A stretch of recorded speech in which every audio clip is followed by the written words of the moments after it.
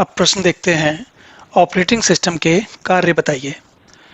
तो जैसा कि हमने पहले देखा, ऑपरेटिंग सिस्टम जो है वो कंप्यूटर का हार्डवेयर और जो एप्लीकेशन सॉफ्टवेयर है उन दोनों के बीच में होता है। मतलब ये है कि कंप्यूटर का जब शुरुआत होती है और जब वो बूट होता है पावर ऑन करने के बाद, तो उसको सीधा प्रोसेसर अपने आप में जो काम कर सकता है उसकी क्षमताओं को बढ़ाने के लिए आपको ऑपरेटिंग सिस्टम से चाहिए होता है, जो कि प्रोसेसर और बाकी सारी जो बाकी उसके उसके अंदर अंग लगे हुए होते हैं। जैसे देखिए, ये है जो हमने पहले देखा था, तो इसमें ये बहुत कुछ लगा हुआ है ना। ऑडियो इनपुट है, बैटरीज हैं, कंप्यूटर है, डिस्क ड्राइव, डिस्प्ले वगैरह वगैरह, राइट। माइक्रो कीबोर्ड है, माउस है, आईडी ड्राइव है, प्रिंट क्यूज है, प्रोसेसर्स भी इसमें से।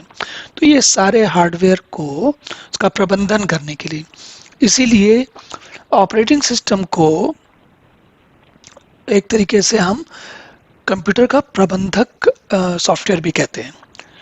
तो ये प्रोसेसर को मैनेज करता है, उसको उसके साथ क्या क्या काम करना है, करवाना है, कैसे उसको प्रोसेसर से खुद काम कराना और प्रोसेसर के जरिए बाकी डिवाइसेस से बात करना, इत्यादि सारे काम करने का काम ऑपरेटिंग सिस्टम का होता है। साथ ही साथ डिवाइस मैनेजमेंट, जैसे इनपुट आउटपुट, स्टोरेज, जैसे डिस्क में जो कुछ लिखा हुआ है, ये सारी चीज़ें ऑपरेटिंग सिस्टम का ही काम होता है। इसके अलावा मेमोरी का प्रबंध करना, मतलब कंप्यूटर में जितनी मेमोरी है, मान लीजिए, देखिए इसमें जितनी मेमोरी है, अभी हम देखते हैं कितनी मेमोरी है, तो आपको पता लग जाएगा। मान लीजिए सिस्टम में इसमें हमने 6 GB रैम दी हुई है ना। तो इसकी जो रैम है उसके साथ काम करना और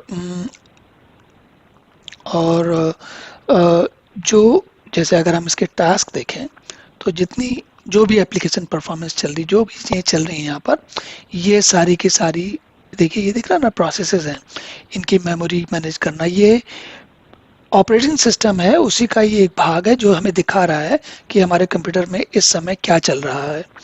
उसकी परफॉर्मेंस देखना, एप्लीकेशन की हिस्ट्री संभालना। देखिए इसमें ऐसे ना, ये memory, CPU, disk, Ethernet, users, ये जो प्रयोग करता है उनको संभालना, डिटेल्स, सर्विसेज, ये सारी चीज़ें ऑपरेटिंग सिस्टम का काम है। जैसे अभी आप विंडोज़ में देख रहे हैं तो ये इस तरीके से दिख रहा है, अगर लिनक्स में, यूनिक्स में जाएंगे तो कुछ अलग दिखेगा, पर ये सारा प्रबंधन ऑपरेटिंग सिस्टम का ही काम है। तो मेमोरी का जो प्रबंध करते हैं, मेमोरी का प्रबंध क्यों आवश्यक होता है? जैसे एप्लीकेशन है, कोई एप्लीकेशन कितनी मेमोरी उसको चाहिए, चलेगी कि नहीं चलेगी, अगर ज़्यादा मेमोरी चलेगी तो क्या जवाब देना है, ऐसे सारे काम मेमोरी के प्रबंधन का काम ऑपरेटिंग सिस्टम करता है। फिर फाइल और डेटा। अब फाइल, जैसे मान लीजिए इसमें मैं एक कोई जैसे देखिए मैं यहाँ लिखता हूँ, मान लीजिए कि फाइल एक्सप्लोरर है ना, ये सामने क्लिक किया हमने, देखते हैं। तो इसमें जो ये फाइलें हैं, डिस्क बनाना, डायरेक्टरी बनाना, उनको संभालना, ये सारे काम भी इसी का ही होता है। इसके अलावा एक और काम होता है सुरक्षा का।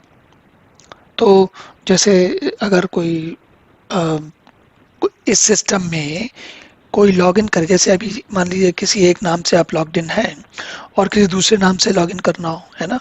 देखिए ये एस प्रका के नाम से लॉग्ड इन है, अगर मैं और किसी नाम से लॉगिन करना चाहूँ, कौन से लोग इसमें आ सकते हैं, नहीं आ सकते, ये सारा काम भी सुरक्षा की दृष्टि से इसका आवश्यक होता है। संप्रेषण, जैसे अब आप ये देखिए, ये कंप्यूटर नेटवर्क पे जा रहा है, इंटरनेट से नीचे दिख रहा है, ये नेटवर्क एक्सेस पे जा रहा है, नेटवर्क एक्सेस कर रहा है। मतलब मैं ब्राउज़र पर जाके इसमें कुछ काम देख सकता हूँ। तो ये जो नेट से कनेक्शन करना, और उसके पहले ये होता है, देखिए इसको अगर मैं नेटवर्क सेटिंग्स खोलता हूँ तो देखिए ये होता है, इसमें ये जो जितनी भी चीज़ें दिख रही हैं, network status, Ethernet, dial up, VPN, airplane mode, ये सारी चीज़ें ऑपरेटिंग सिस्टम का संभालने का काम ही होता है। तो ये सारे काम करने के अलावा जो नए आपको कोई प्रोग्राम इंस्टॉल करना है, तो वो भी, उसको भी मैनेज करने का काम ऑपरेटिंग सिस्टम का ही होगा। अगर कोई समस्या हो जाए, कोई गड़बड़ हो जाए, तो उस गड़बड़ को संभालना और गड़बड़ के बारे में हमको, प्रयोगकर्ताओं को बताना, ये काम भी ऑपरेटिंग सिस्टम का ही होता है। तो इस तरीके से ये ऑपरेटिंग सिस्टम लगभग पूरा एक प्रबंधक होता है, मैनेजर होता है, जो पूरे कंप्यूटर को संभालता है। अब जो है, अब जैसे हमने पहले भी देखा था कि ये कुछ ऑपरेटिंग सिस्टम के प्रकार हैं, जैसे कि मैंने यहाँ लिखे थे ना, ये देखिए, Unix, DOS, macOS, Windows, Linux, Android.